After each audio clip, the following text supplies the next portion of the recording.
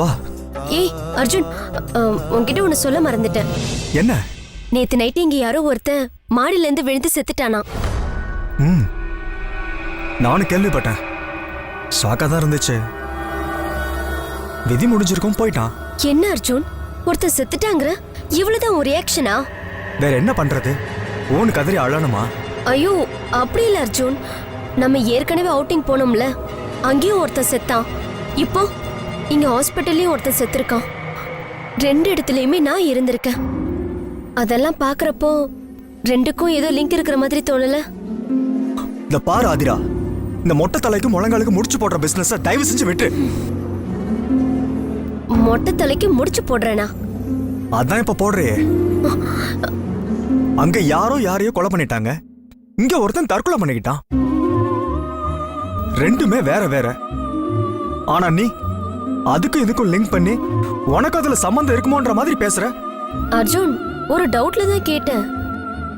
இத பாரு ஆதிரா, நீயா உன்னை கற்பனை பண்ணி என்னையும் கன்ஃபியூஸ் பண்ணாத. ஒழுங்கா ரூம்ல போய் ரெஸ்ட் எடு. ஈவினிங் வந்து நான் மீட் பண்றேன், புரிஞ்சுதா? சரி வா போலாம்.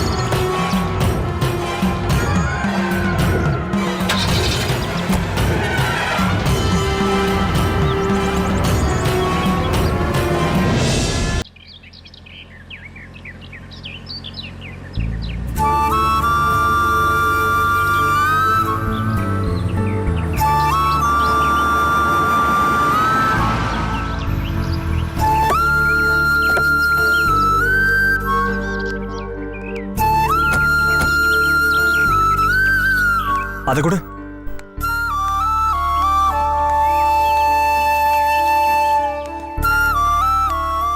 ஆதிரா, ஹாஸ்பிட்டல்ல இருந்து இப்பதான் வரீங்களா?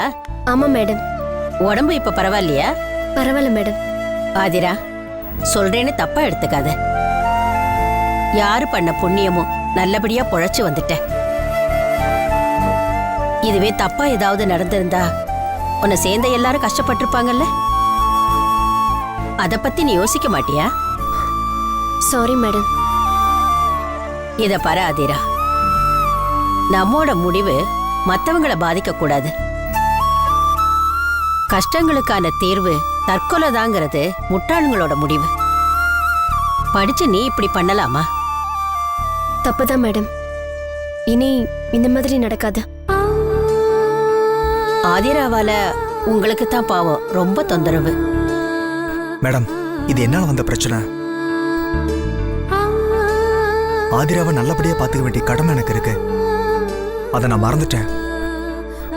அததான் இப்ப எனக்கு அவ புரிய வச்சிருக்கா. எப்பவும் எந்த சூழ்நிலை வந்தாலும் கைவிட மாட்டேன்ற உறுதி தந்திருந்தேன்னா இது மாதிரி நடந்திருக்காது. இதை நான் புரிஞ்சுக்கிறதுக்கான சான்ஸா தான் நான் பாக்குறேன். கரெக்டா சொன்னீங்க தம்பி. ஆனா ரொம்ப நாள் இப்படியே இருந்தா ஆதிரா ஒரு வழியாயிடுவா. அவளை சீக்கிரம் கல்யாணம் பண்ணி உங்க கூடவே அழைச்சிட்டு போயிடுங்க, அதுதான் நல்லது. கண்டிப்பா மேடம். இதுக்கு மேல வளர விட்டா பிரச்சனையும் வளர்ந்துகிட்டு தான் போகும். அதனால நானும் ஆதிராவும் உடனே மேரேஜ் பண்ணிக்கலான்ற முடிவுக்கு வந்திருக்கோம். அப்படியா? ஆமா மேடம். அநேகமா இன்னும் ஒரு வாரத்துல மேரேஜுக்கான ஏற்பாடெல்லாம் நான் பண்ணிடுவேன். ஆதிரா சார், டாக்டர் என்ன சொன்னாரு? பயப்படுறதுக்கு ஒண்ணும் இல்லையே? இல்ல திவ்யா, ரெஸ்ட் எடுத்தா சரியாயிடும்னு சொல்லிருக்காங்க. நல்ல விஷயம் தான் சார். ஆமா, மேரேஜ் பத்தி ஏதோ பேசிட்டு இருந்தீங்க. அது ஒண்ணு இல்ல திவ்யா, ஆதிரா இங்க ரொம்ப நாளா இருக்கிறது நல்லது இல்ல, சீக்கிரமா மேரேஜ் பண்ணிக்கோங்கன்னு மேடம் சொன்னாங்க. நாங்களும் இன்னும் ஒரு வாரத்துல மேரேஜ் பண்ணிக்க போறோன்ற முடிவுல தான் இருக்கோம்னு அதை பத்தி தான் பேசிக்கிட்டு இருந்தோம். சார் என்ன சொல்றீங்க? மேரேஜா? 1 வீக்லயா? இதுக்கு வீட்ல ஒத்துப்பாங்களா? சான்ஸே இல்ல. அப்ப அப்ப வீட்டை மீறி பண்ணிக்க போறீங்களா? ம், யாருமே ஒத்துக்கலன்றப்போ அதை மீறி தானே ஆகணும். என்ன சார்? எத்தனை தடவை கேட்டாலும் ஜோசியம் ஜாதகம்னு ஏதாவது ஒண்ணு சொல்லி தடை பண்ணிக்கிட்டே தான் இருப்பாங்க. அதான் இப்போதைக்கு ரெஜிஸ்டர் மேரேஜ் பண்ணிக்கலாமேன்னு முடிவு பண்ணியிருக்கோம்.